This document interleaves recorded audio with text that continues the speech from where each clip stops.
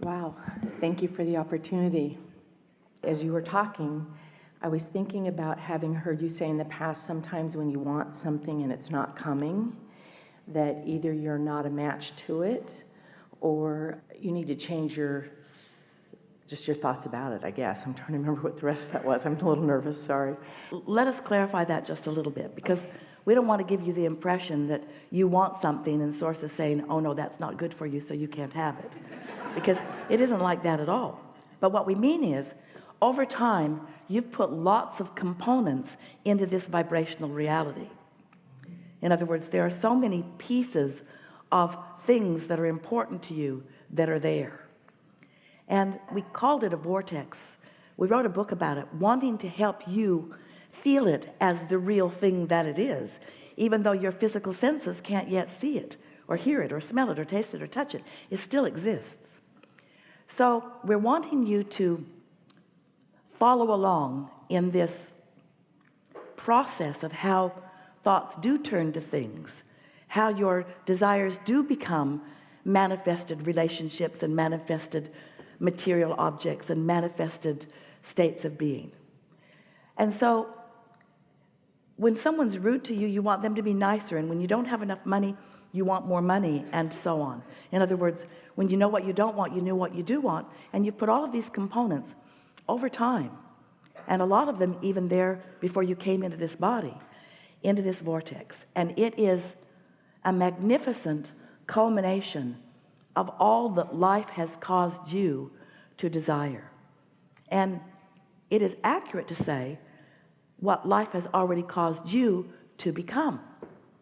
But it's a really rare one of you who could define or describe with very much detail or accuracy what is in that vortex, for these reasons. First of all, you put it there incrementally. So you were kind of single-sided.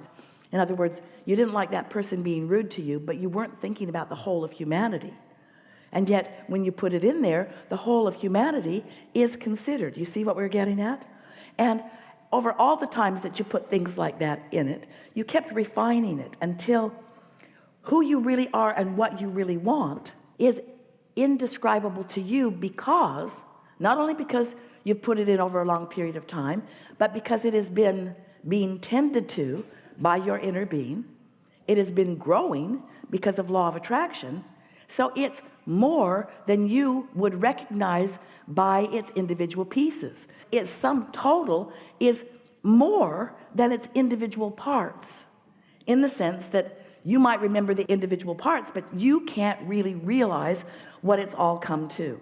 An example would be Esther, when she was playing with Jerry, and they realized that Abraham was flowing to them, made him promise not to tell anyone, because she didn't want to ever do this.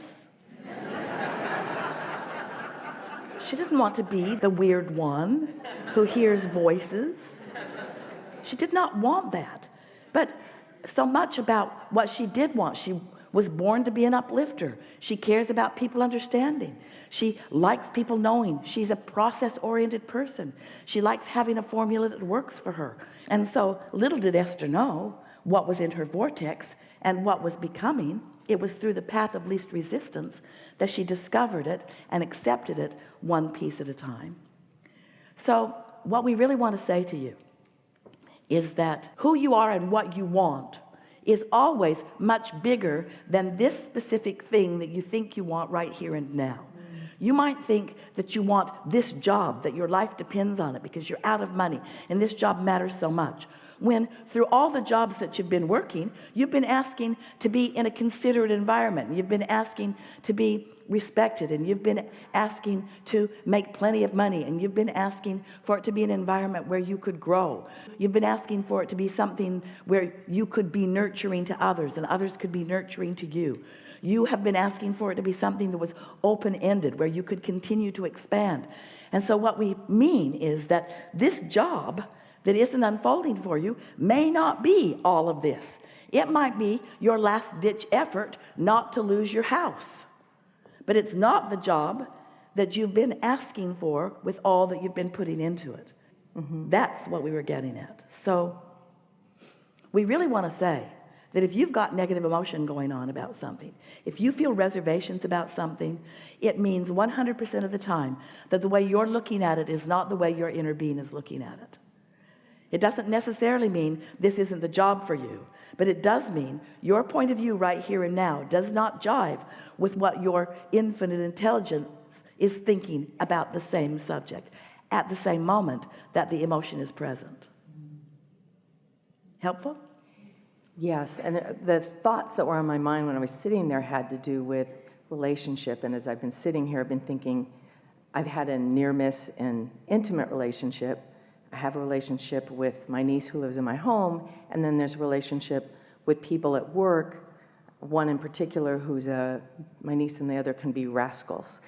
So I'm trying, in the case of the latter two, where it's someone who lives in the house, not an intimate relationship, and work, trying to consider positive aspects when sometimes I just want to shake them. I don't know what else. My frustration level, I'm trying to figure out how to back away or consider positive aspects of people I want to.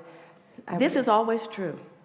And this can be a guiding philosophy for you or a guidance tool for you. Let's say that you're bumping up against someone who you're working with who is really, really, really, really, really not a vibrational match to you. Yeah. Okay, you got it. Really, really, really, really, really not a vibrational match. And you sort of want to stay, and that other person looks like they're going to be there forever too. Yeah, you got it. And you can't figure out how it's going to work out, because it's like being in the same space always causes you to feel the way you do. And you've tried everything. You've done focus wheels. You've made lists of positive aspects. You've tried to pretend that the vibrational differences aren't there. But the vibrational differences are there. So one of two things will happen when you tune into who you are. Because when you tune into your inner being, you dominate the environment. Your power of influence becomes such that those who are not up to speed with what you've got going on either must join you in up to speedness, or they have to go somewhere else. Thank you for the reminder. Yeah. But what happens is, if they're really driving you out of your mind, and other people too, you don't get up to speed. You talk about it. You hold yourself in the vibration. You make yourself a perfect match to the trouble that they are. Okay, guilty as charged. Yeah. And so one of the things that we really like saying to all of you, we've been saying it a lot in the last 2 or 3 or 4 or 500 seminars.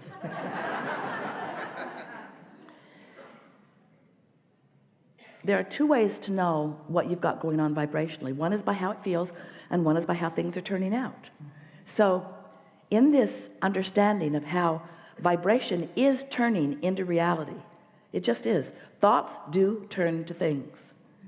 So if you're hanging around up here feeling really, really good, and you get an impulse to go work someplace, usually everything about that matches how you were feeling for a consistent amount of time before you received the impulses, before the idea of that even began occurring to you.